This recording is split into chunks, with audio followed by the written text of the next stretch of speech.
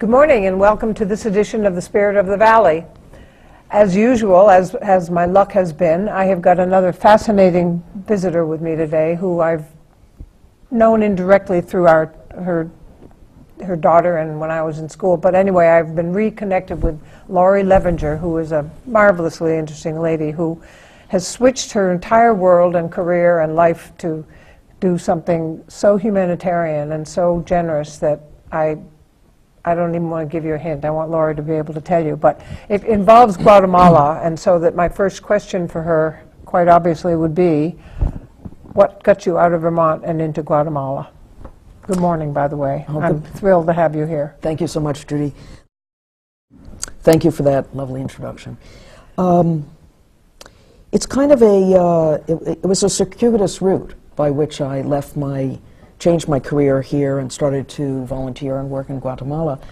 I'd been a psychotherapist here for many years and retired a little bit young and was sort of searching around, trying to find something to do and looking for some volunteer opportunities, and spent a couple years just sort of going from activity to activity, trying to find something that really worked for me. And one of my recreational activities was I was taking a water aerobics class with a bunch of other middle-aged women. And I have a hearing impairment, so I was sort of paddling around in the water and I couldn't necessarily hear very well. And I thought I heard one of the other swimmers saying that she'd heard about a new program volunteering and teaching English in Guatemala. Ooh. So I paddled over and asked her what that was about, and she told me the name of the person who was organizing the program. There was going to be a new program for the first time. Wonderful. This is in 2004. It's probably in April 2004. So I went home and I called the fellow who was going to be organizing the program with his wife, and I decided I really needed to be really very clear with him about something I was concerned about, so that if I wouldn't be able to go, that we shouldn't continue a long conversation. Not early. Yeah. And so I said to him, well, Bob, I want you to know I really don't speak Spanish very well. And that wasn't exactly a lie, but I had taken Spanish 40 years before in junior high school for 1 year. So let's say I really didn't speak Spanish. You wanted to at least be honest about the fact before you got deeper. Exactly. Before I got rejected into the deal. So this was a very funny guy. There was a long pause, and you're just waiting for somebody to think of a nice way to let you down gently and reject you. And he said, well, how's your English? And I said, oh, well, actually, my English is pretty good. And he said, you can come. So in 2004, in December, the first group of North American volunteers, most of whom were from the Upper Valley, sponsored by the Maya Educational Foundation, which was at that time a group in South Woodstock, Vermont, went to Antigua, Guatemala, which is sort of the hub of the tourist. That's the one you hear about. That's the one you hear about. It's sort of the most colonial vacation, beautiful part. Lots of language schools there. And there were 14 of us, and we went to teach for 2 weeks to teach Maya University students English. And it was essentially an immersion course. Many of us who went that first year were not, in fact, teachers by background, including myself, and discovered how challenging, in fact, it is to teach a language that you're fluent in, but you have never had to sort of break down into its component parts. Oh, yeah. Very challenging and very exciting. And we fell in love with the students, and we fell in love with the country.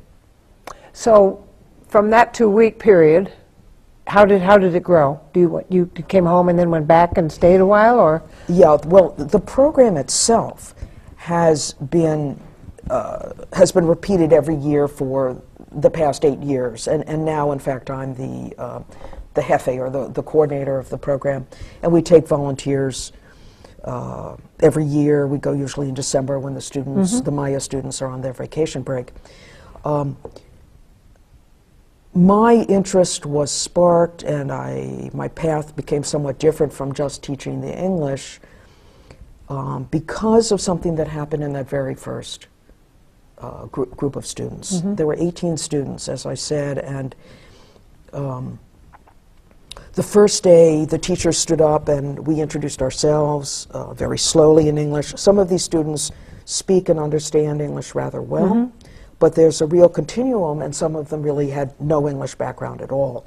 So you're always trying to figure out how well is someone understanding what I'm saying and what level are they at. The second day, we asked the students to stand in front of the entire group, about 35 people, and introduce themselves in English. And one of the young men in the group, they all stood up and gave sort of a formulaic introduction, the way I remember doing in Spanish 40 years ago. So you say, hello, my name is Juana, I'm from such and such a community, there's so many people in my family, and then they would sit down and everybody would cheer because they were just so relieved to be done speaking English. Exactly. Yeah. And the group started to really form as a community at that point because of the shared experience of how difficult that was and how supportive everyone became. The last guy who spoke, however, the last young man, stood up and he said those kind of typical things, and then his name's Fernando, and then he said, right before he sat down, he said, I am a survivor of the Guatemala Civil War. And there was dead silence. Nobody said anything.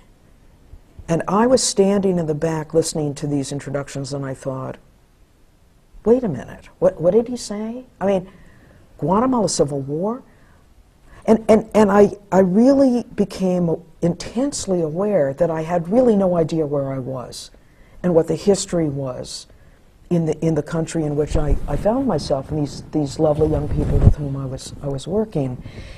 And partly I was so struck by that because my family I come from a fairly political family. And, you know, I read the newspaper in the 80s, I knew about Nicaragua, I knew about El Salvador.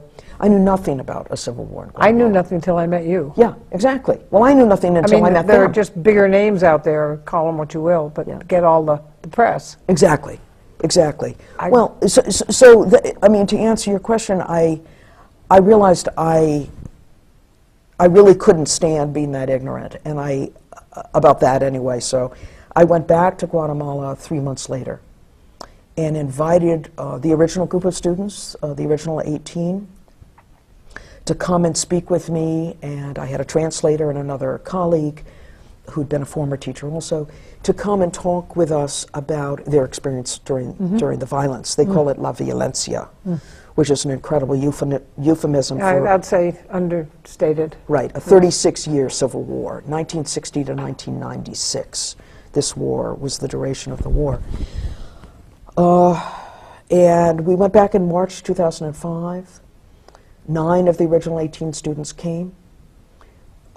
We sat around a very big table in their really sort of pretty run-down office. These are scholarship students in Guatemala City, and we all sat around a table, and I had my tape recorder and my translator, and I really just sort of asked them a very open question, open-ended question, which was, you know, can you talk, if you choose to share, can you tell us a little bit about your experience and your family's experience during the violence? And that was the beginning of what really emerged as my having written a book that I never went with the intention to write. I have to say, folks, I read this book since I've seen Laurie in the last few days, and I had no more knowledge of the war than she did. I had no idea it was over 30 years long, and usually a war that's lasted 30 years or more you know about, and how this got uncovered, and I mean not covered, I don't know. But the title of her book is What War? And you couldn't have picked a more succinct, better way of saying what hit you when you first got there. In fact, what kept you going is I read about it, the testimonials of these students, and first of all, as I was telling you, I was impressed about 2 different themes. One is every student that I think is in here is in college. Yeah, they're all university students. Getting way beyond where you might have mapped them as being a victim of a war. Absolutely. Half of them had lost their mothers, fathers, uncles, sisters, brothers, almost everybody in their families, and yet every one of them is studying law and agriculture and architecture and phenomenal things, and that I wouldn't have expected. And the other theme being so much of their civilization was wiped out that they were all adamant about keeping it alive. Absolutely. And not letting it be wiped out any further, or at least doing their part in keeping it alive and growing and thriving. And you did a great job at capturing that. But this title, What War, I want to show you this just because we'll talk more about it, how you can get a hold of this, but it's a marvelous, marvelous book. And each testimony is different and yet very similar. But these people these students were very brave, weren't they? Oh, absolutely. First time ever talking about something they've been repressing and suppressing and ashamed of, I guess, to some degree, or at least scared of. Scared, I think, more than ashamed. Yeah, not ashamed, because Right. they all shared, I mean, so many of them were in this boat. But Right, absolutely. they were afraid of what would happen to them if they talked about it. Absolutely, absolutely. The other thing I want to mention is that the book has also been published in Spanish. It's called Guaguera, Testimonios de Sobrevivientes Mayas. And now you've heard all of my Spanish. That's as well as I'm going to do. And it's more than mine. There you go. The fact, part of this story and part of how I discovered what became the model for doing collecting the testimonies was the reality that my Spanish comprehension is better than my spoken Spanish, but really not adequate for doing this kind of interviewing. And I was able to arrange to have a really very excellent bilingual translator, the first Maya woman PhD in the country. Oh. I was so excited and proud to be working with this woman whose name is Irma Otze, and she's a fantastic woman.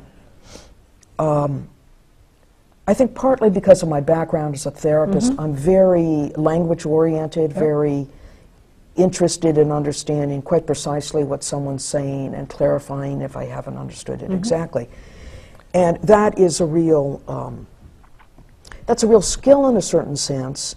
But one of the things I discovered is that also asking questions when someone's telling you what essentially is a trauma story can really interrupt the flow of their conversation, which I had not figured out in advance.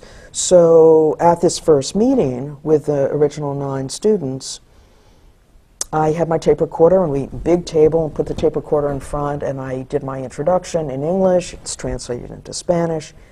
And then I just waited, because I didn't want to rush them, waited for someone to start to speak. Long silence, and then somebody reached forward and took the mic and started to talk. And after a certain point, I really, again, wanted to understand everything he was saying, so I asked him to stop. It was like a traffic cop. You stop. You talk to me in English. Translator's translating. And I must say it was a tremendous relief, because now instead of understanding every, let's say, a third of what somebody was saying, I was understanding every word. And I was just in heaven. I was thrilled, because I knew then I could respond completely, empathically, and appropriately to what was being said. And my colleague, who was also a former therapist, was sitting next to me and tapped me on the shoulder, and I really, you can imagine, did not want to be interrupted. I was quite tense about what was going to happen, so I sort of snapped at her a little bit. I said, "What?" Yeah. In front of all these people. It's, go away, what? And she said, "Listen, you can't have her translate." And I said, "What?" And she said, "It's like, don't take away my translate." She said, "You can't have her translate."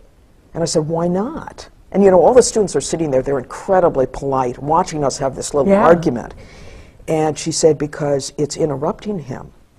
And you have to just let him tell the story without, it's interrupting the flow of what he's saying.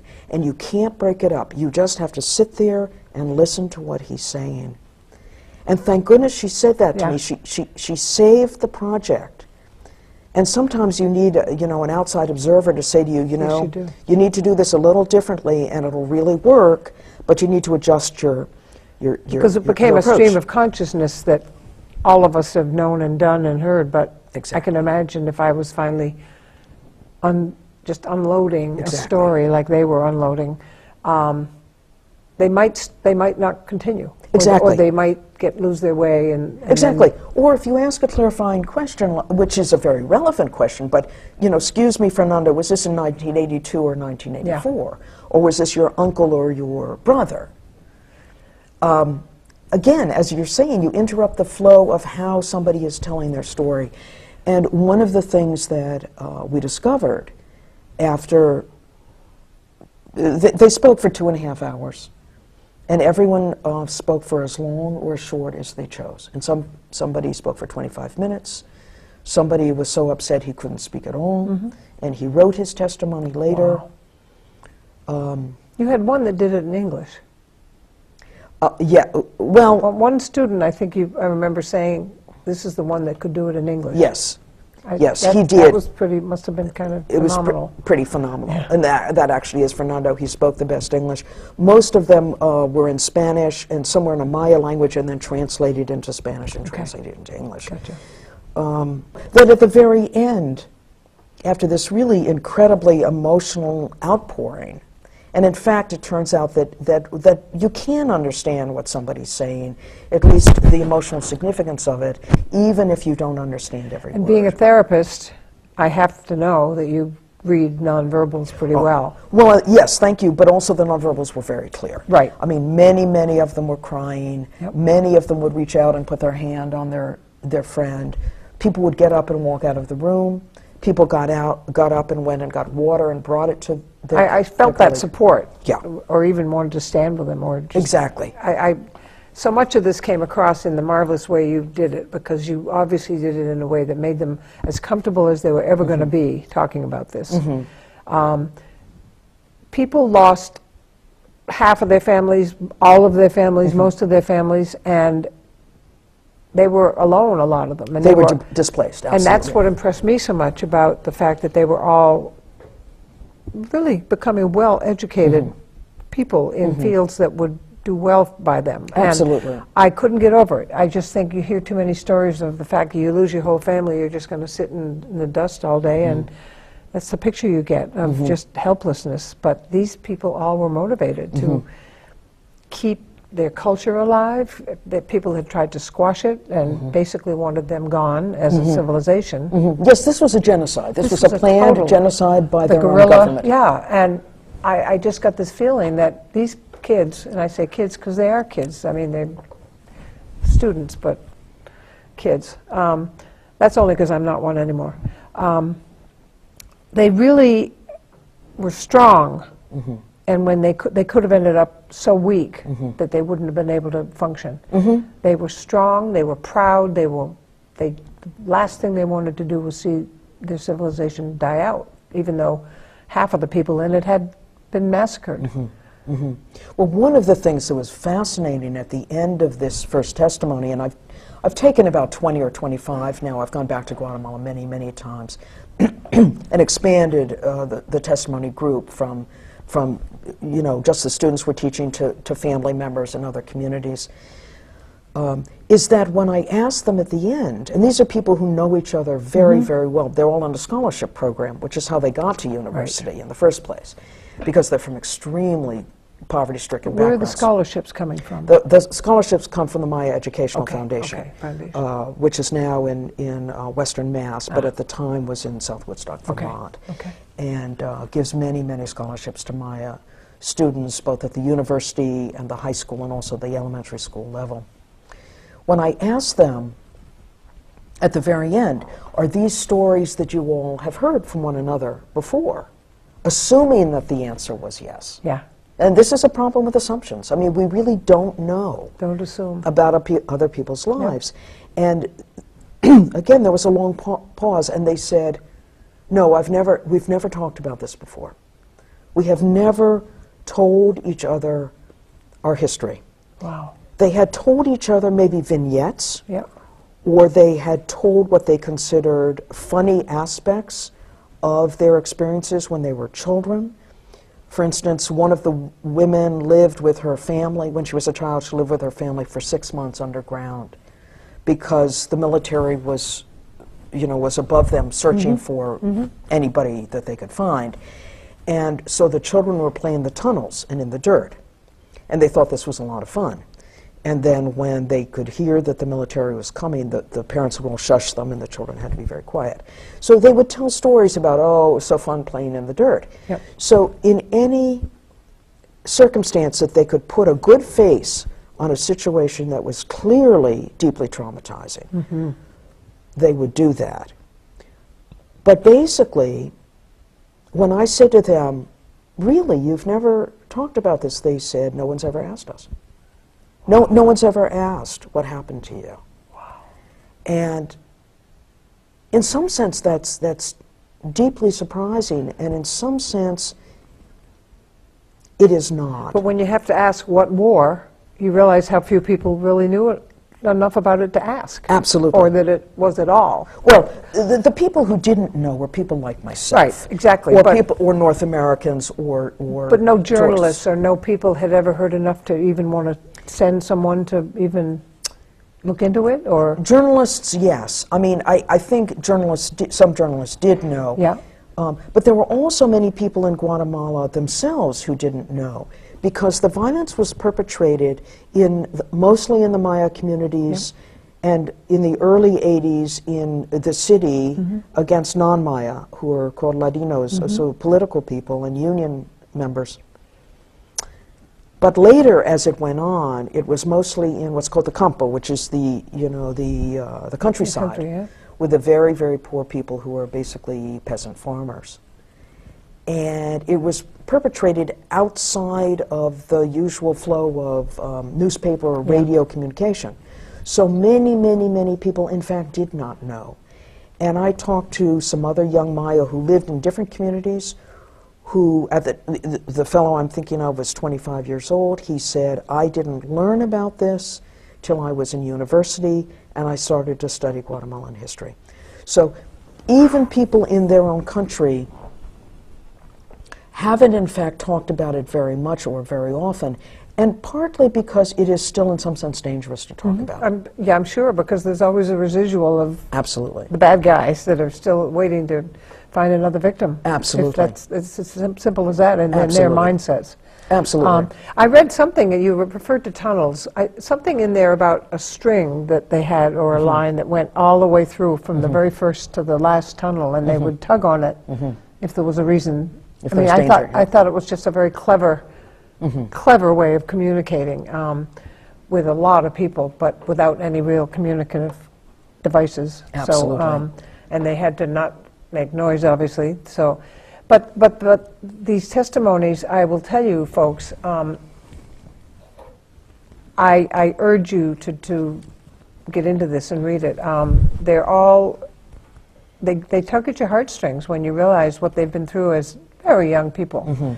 And they can remember at 3 that their mother was no longer there, or that suddenly she went off to do this and get that, or get, I think, wood for a fire or something, Right. and that kiddo finally realized that mom didn't come home.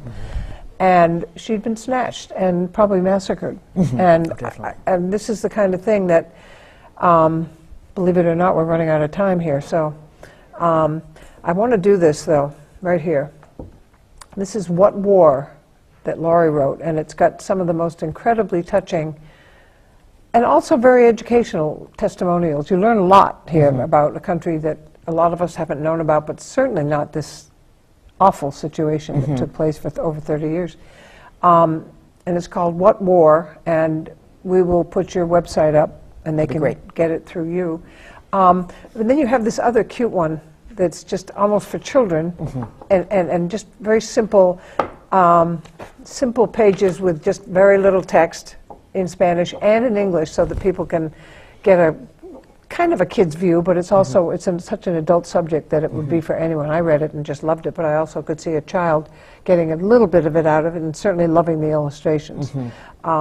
So that there are a couple of possibilities here, but I can't get over what you've done and are doing. That's what I like best. You're not done. Oh, no. You're not at all done. But I would urge you to get in touch with Laurie and get a hold of this book, because it's so well worth it, and I learned a lot. And as I said, each kid, each student was his own person with his own story, a lot of it just horrible, but he's making an awfully good life for himself given what he's been through. And they're studying hard. They're going to bring it back and keep it there and keep their community alive and keep the memories alive and keep the civilization alive. I think they're still thinking that people could come in and wipe out what's left. And that's no way to live, but they're making the best of it. The ones in here anyway. Absolutely. And certainly some aren't. I mean, there are others that are doing less well, I have to imagine. Well, that's absolutely true. I mean, the people that I met are in a very unique category in a sense, because they've been given, they applied for scholarships, they were given a scholarship all the way up. Many of these young folks, parents never were illiterate and never went beyond second or third grade. It's amazing. It's amazing to see them just rise from this incredible bottomless-looking pit. Absolutely, and their lives were. Exactly, and one of the things I said to them after the first year, when I was so appreciative of their openness and their strength and their willingness to share with us, was to say to them, you know, you are the face of the new Guatemala. These young folks have gone from nothing and from genocide to becoming professionals, and they are the first layer of Maya professionals that will change medicine, the government, law, sociology, everything in that They are really the whole new beginning of what Maya can be and should be and was, at a different level, obviously, but they're just so proud that they're fighters. They're gonna do what they can do to keep this all alive for their next generation. Yeah, and for their children. And they have children, some of them they have, and it's a good life given what it could be, and compared to other parts of the country. This is a fast half hour. I regret that, but I think I'm going to just make sure you have to come back sometime. That's great. Happy to tell you more stories about because Guatemala. I'd love some more stories. I think people out there would too. But one more time, What War by Laurie Levinger, and her website will be on our screen when you see this, and you can get it directly from her. It's also available on Amazon. Okay, you can go on Amazon, but dealing with Laurie is fun. No, I sat with her recently to sort of get to know a little bit about this, and I couldn't plunk down that money fast enough. And I'm so glad I read that. I'm so glad I have it, and I will share it. But we will get Laurie back. She's got a lot more to tell, and I think you'll agree with me once you see this. And we will also let you know when this airs. You can go. I know a lot of you get this channel, but a lot don't. So we'll alert you when she's going to be on, and you can let them know via Facebook, via phone, via whatever method you want. But please make sure that they hear about this date when I let you know. I can't thank you enough. I can't thank you enough. And I also want you to know she's modeling one of the typical, but one of her favorite, is it blouse, do you call it? What do they call it? Yes, it's called a huipil, and it's the traditional blouse of a Maya woman. They're hand-woven on what's called a backstrap loom. It takes between 4 and 6 months for a woman to weave it. And the weaving is different in every community, and if you, the Maya themselves can look at the weaving and identify where someone is from because of the their version of an patterns. Icebreaker. Absolutely. That's correct. That's correct. But we're going to also insert some wonderful pictures that Laurie brought back of just different phases of this story. Some of the students, some of the elders, some scenery. But I think you'll enjoy seeing it, and you'll see some incredible people that she has met and will continue to be in touch with probably forever. Absolutely. And she's doing a great service by keeping them going, supporting them. They've kept me going. I can see why it would do that too. It's a very rewarding thing you're doing. It has to be, and that's what you were looking for, and you found it. And that's I wasn't even actively looking. It found me. It found me. It fell into your lap, and it couldn't have been a better thing at a better time. So thank you again, Laurie. Thank you so much. It's been such a delight getting reconnected with you and learning all of this, and there's more to go. And we will be back. So thank you so much for watching. You can reach me at judymckeown@comcast.net. If you have any questions for Laurie, her email will be up there. If you have any subjects you want to let me know about, I get right on them, and you can see I got a message about Laurie one day, and I don't think it's been a week since we first heard about each other and got this thing going. So please let me know any kind of topic or person you happen to know and think a lot of, and we'll get right on it. Thanks again, and thanks to you again. It's been such a pleasure. Mucho gusto. Total. Oh, de nada. She speaks Spanish. Thanks again, and we'll see you next time. Thank you all.